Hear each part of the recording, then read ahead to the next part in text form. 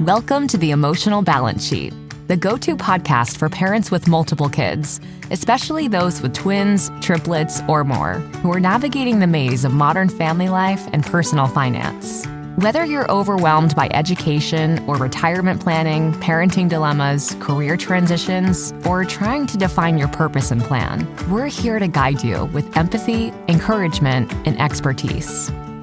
Hosted by Paul Fenner, founder of Tama Capital, a certified financial planner and parent to 4 kids, including a set of triplets. Our podcast is your ally in the quest for financial peace of mind, proving that money matters, but family comes first.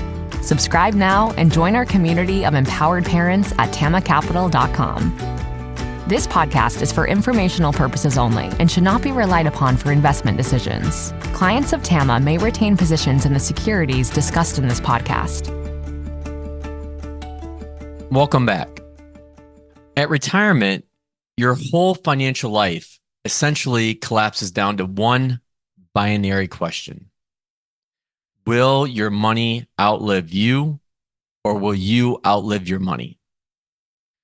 Most people I meet with or speak with not only don't know the answer, but they don't know that that was the question. Let me give you an example. A non-smoking couple of average retirement age, which is around 62, has a joint life expectancy of 30 years. So in plain English, this means on average, the second person in that relationship will live past age 92. Typically, or currently, trendline inflation is about 3%. I know over the last couple of years, it's been much higher than that. But the cost of living goes up almost 2.5 times over a 30-year period based on 3%. So if you don't have a plan to increase your income as much as your cost of living increases are going up, then you may not realize it, but you have a plan for running out of money. One of my missions here at Tama is to help people make the right kind of plan and to realize these subtleties within compounding. And it's a much shorter, less complicated conversation than you might think. So the S&P 500 is made up of the 500 largest, best financed, and typically most profitable companies in the world. And these companies have been raising their dividends at nearly twice the rate of inflation. Did you know that? Rising dividends are one important reason why smart people have kept their retirement incomes growing well beyond their current cost of living. The only rational medium for a genuine advisor relationship that I have with people is to present these facts and to help coach them on the behavioral side of investing. Because let's face it, most people just want to look at the performance. And it really comes down to how do you make decisions in the heat of the moment. So in the long run, how we define money is really in how we define purchasing power. Currency isn't money. It's just currency.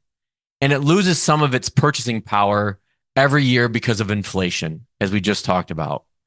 So even if you perfectly preserve your principal, you start with $1 million and you end with $1 million, your cost of living will double over that 30-year retirement time period. Since 1926, large companies in the U.S. have typically compounded at an average rate between 8 to 10%. Depends what index you look at. Bonds, on the flip side, have compounded somewhere between 4 and 5%. And then if you go back and include inflation, that has usually averaged about 3% every year, the margin of safety equities provides over bonds is almost twice that amount. And this is why I prefer to be an owner in companies rather than lending to them. And one of the pushbacks that I get on this topic is, well, what about the volatility, Paul? Like, I can't stand the ups and downs of the market. Well, there's no such thing as a free lunch. That's the price of admission, if you will, to be able to get the long-term compounding returns that these companies offer, as well as that really key component of compounding dividend increases. So volatility isn't the same as risk.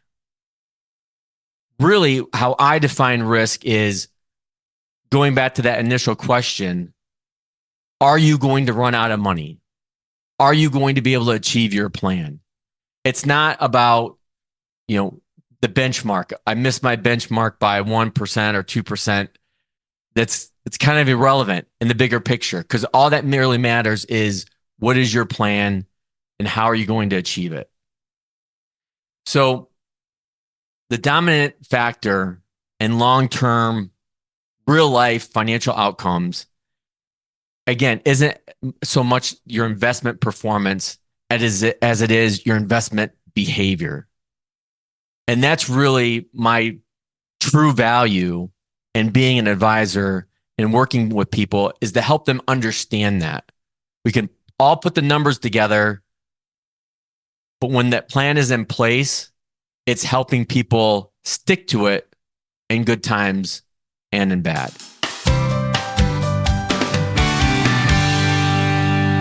What does comprehensive financial planning even mean? At Tama Capital, it means a family office where lifestyle planning such as retirement, college, portfolio management, and tax prep and planning are all under one umbrella. But it goes beyond numbers. We focus as much on the emotional side of financial planning as we do on the financial side. We get you. We understand your challenges of building a family, business or career, and a healthy life.